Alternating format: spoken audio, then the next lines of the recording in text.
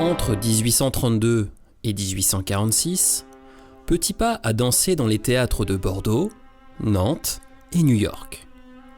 Puis il vient à Paris. Or, la France ne veut pas de lui. Il n'est apparu qu'une seule fois sur la scène de l'Opéra de Paris en 1847. Il y dansait un pas de 4 avec son frère Lucien.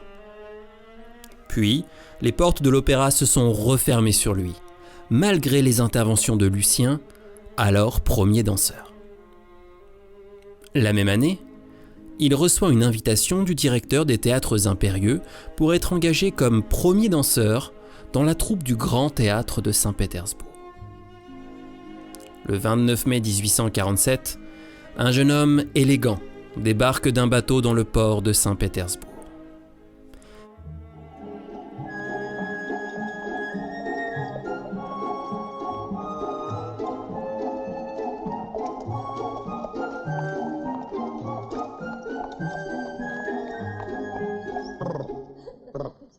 Нельзя дальше, батюшка.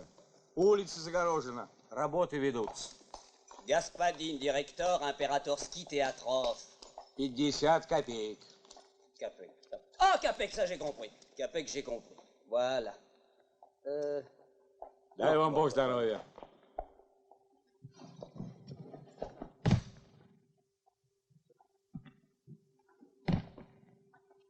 Это медведь или эскимос.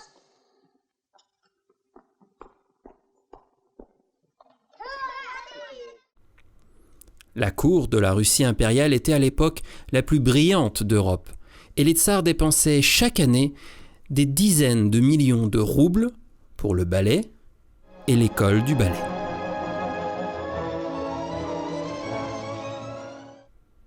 Plus tard, Petipa écrit « Quel bonheur! Je bénis la providence de m'avoir conduit sur la terre hospitalière russe. » Marius fut d'ailleurs rapidement rejoint, dans cette généreuse Russie, par tous les membres de sa famille.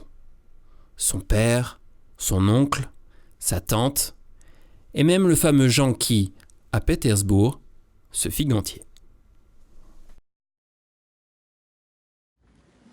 Oh, quelle chaleur! Je me demande s'il n'y a pas d'ours à cette saison dans ce pays. Monsieur Petipa? Lui-même. Laissez-moi me présenter. Stéphane Kodonov, directeur du Bolchoï de Saint-Pétersbourg. Je précise, bienvenue en Russie. Comme on dit chez nous, Dabro Pajaravat. Спасибо. Oh. Doucement. Mais dites-moi, mon cher, vous êtes un peu trop habillé. L'été, ça existe aussi en Russie et c'est pas dû au réchauffement climatique. Ah, c'est à ma mère que vous devriez le dire. C'est elle qui m'a fait me vêtir de la sorte. Elle a peur du dérèglement climatique, vous comprenez bien. Mais le climat, ce sont les gens qui vous entourent. Et les gens en Russie sont très chaleureux. C'est vrai que j'ai beaucoup entendu parler de l'hospitalité russe. Évidemment, mon cher, évidemment. Cependant, je crains tout de même de devoir faire face à beaucoup de difficultés. Ah, je ne vous cache pas qu'ici, les choses ne sont pas très simples. Si les choses sont simples, c'est que vous n'êtes pas à Saint-Pétersbourg, vous êtes à Moscou, que nous, les Pétersbourgeois, considérons comme une ville de province. Vous verrez, la vie est très tumultueuse ici. Pas le temps de s'ennuyer. Et si un jour vous avez mal du pays, dites oui à la vodka. Vous allez voir, ça vous remonte le moral en une seconde. Alors, je commence quand? La vodka? Non, le ballet. Doucement, mon cher, que vous y allez. La saison ne commence que dans 4 mois. En attendant, vous serez payé, bien payé. Alors, reposez-vous. Eh bien, pour une vie tumultueuse, me disiez-vous, commence bien.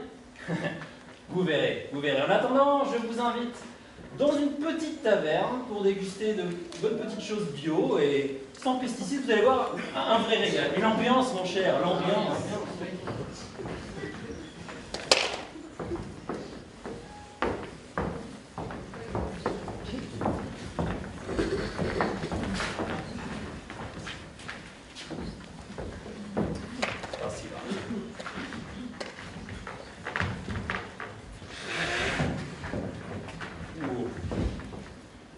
Merci, mon cher.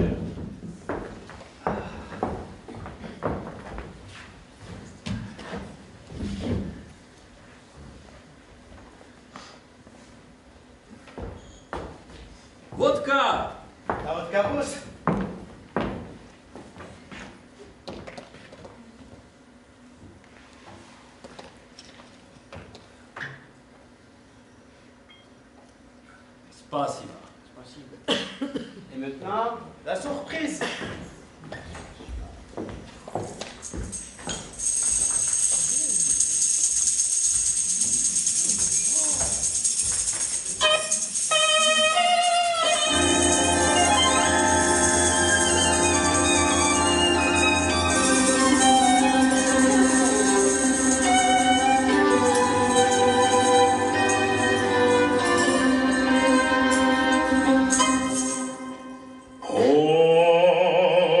Очи черные, очи страстные, очи жгучие и прекрасные.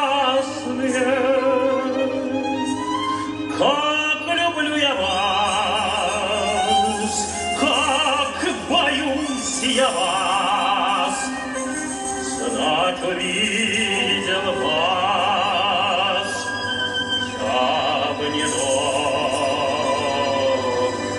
час. Ох, недаром вы глубины темней, вижу траур в душе моей, вижу пламя спас, я победное, сожжено на нем сердце бедное, очи черные, жгуче пламенные, и манят они страны дальние, где царит любовь, где царит покой, где страдания нет, где вражды запрет, не страдал бы так, не встречал бы вас, я бы прожил жизнь при